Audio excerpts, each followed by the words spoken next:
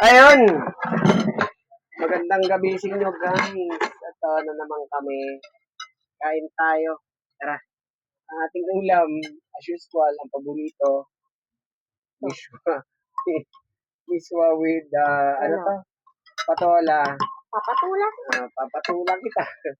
So, yun. Pray muna kami. Ama, salamat po sa pagkain na binigay po sa amin. Amen.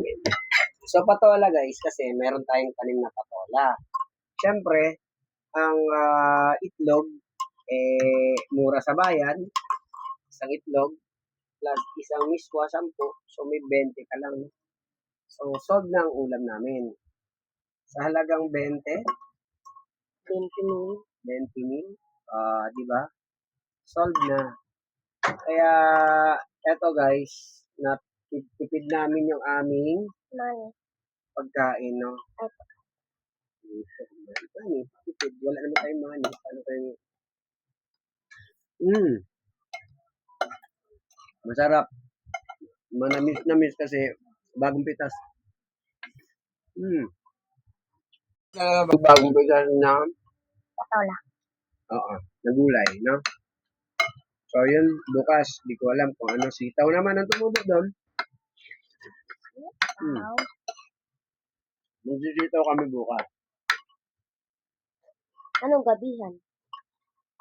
Paksi. May paksi? Sana. Ano bang isda? Bili tayo ng isda. Sige, punta akong bayan. Meron tayong ulam. Ano? Isda. Saan? Nasa selecta. Kinain na yun ng pusa. Posible hindi pa makain. Papa, di mo pa naaalala? Di ba nasa lagayan niyo ng pula, nakatakip?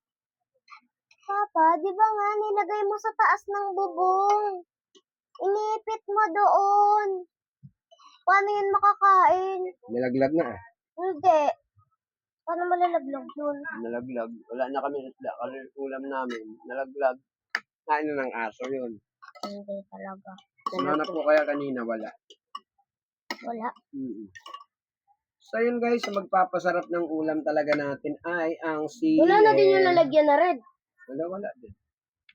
Ano ba naman yun? Bakit tinangay nga ng aso? Ano lalagyan natin? Wala na. Wala na tayong lalagyan.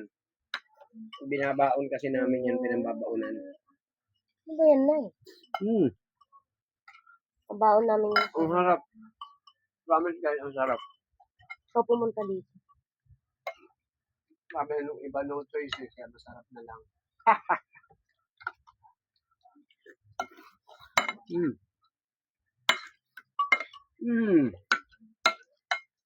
Ayun guys, no? Sarap masyado.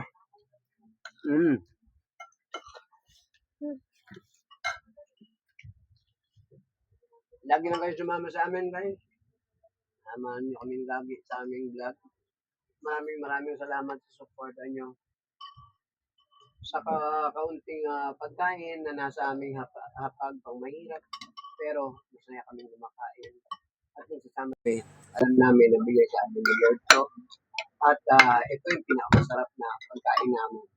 Dahil pinagsikapan namin maluto at makuha at gawing pagkain. Diba?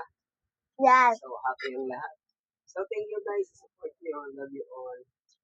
Bye.